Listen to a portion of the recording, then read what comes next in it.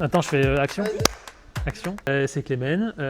Du coup, je suis ostéopathe. J'ai aussi créé le site Ostéopathe Pro avec mon collègue Conrad, où on fait du coup la démographie des ostéos depuis 2018 et un logiciel pour les ostéopathes, que ce soit pour la partie clinique ou la partie facturation. Et on intègre tous les trucs qu'on trouve cool en ostéo dans le logiciel, donc pour s'aider au quotidien dans la pratique.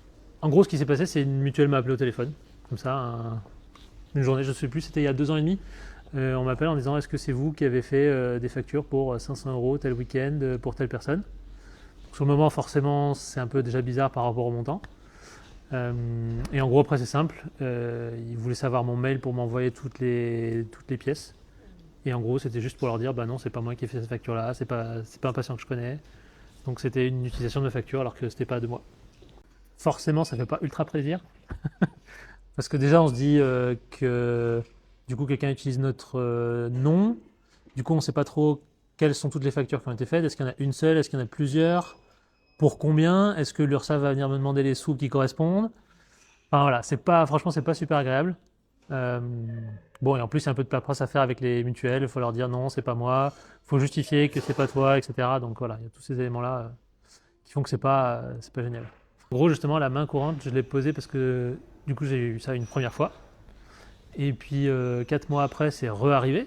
Du coup, je me suis dit: bon, là, ça commence à faire un petit montant de facture à mon nom. Donc, au cas où, pour être sûr, je vais déposer une main courante pour pouvoir justifier que c'est pas moi qui fais des factures voilà, sous le manteau ou je sais pas quoi, que c'est bien quelqu'un d'autre. Au cas où, je sais pas, un jour, l'URSSAF me demandera des sous pour des factures que j'aurais pas faites ou pour des choses comme ça. Donc, c'est pour ça que je suis allé déposer une main courante.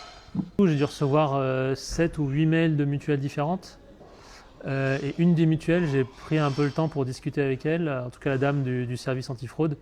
Mais elle disait que souvent, en fait, ce qui se passe, c'est que la facture, elle se retrouve sur un groupe Snapchat. Et en fait, les gens, après, la réutilisent. Donc, en fait, ils se la passent les uns aux autres. Donc, elle me dit: bah, il y a des chances que par rapport au montant qu'on vous a contacté et tout ça, bah, il y a des chances que en fait, ça soit au moins 10 ou 15 fois plus. Donc, si je pense, par rapport aux factures que j'ai pu voir, qu'il y a au moins 1500 euros qui sont passés avec mon nom, il y a probablement 15 000 euros qui sont passés en fraude. Probablement. Ostéopathe Pro, on a mis pas mal de choses en place pour éviter ça, parce que justement, ça m'est arrivé. Donc, par exemple, on a des filigranes, on a des petites vaguelettes sur les fonds pour éviter que les gens photoshopent des trucs.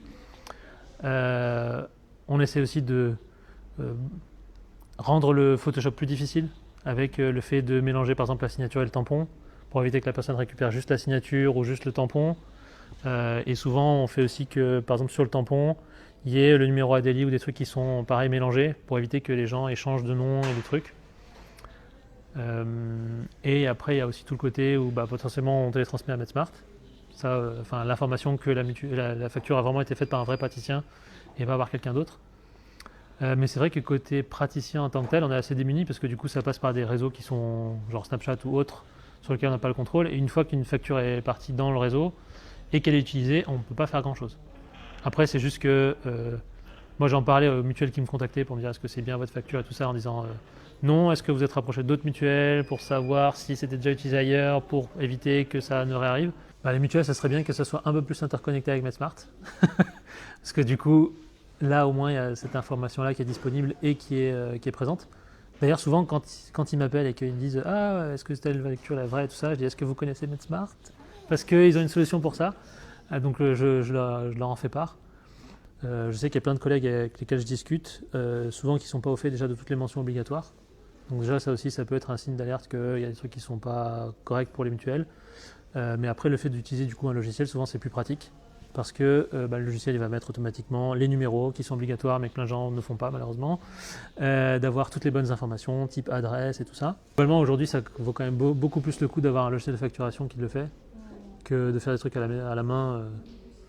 Ne serait-ce que toi, pour avoir une traçabilité, pour pouvoir dire: regardez, j'ai bien ma traçabilité de facture, c'est pas moi qui ai fait tel numéro ou pour telle personne.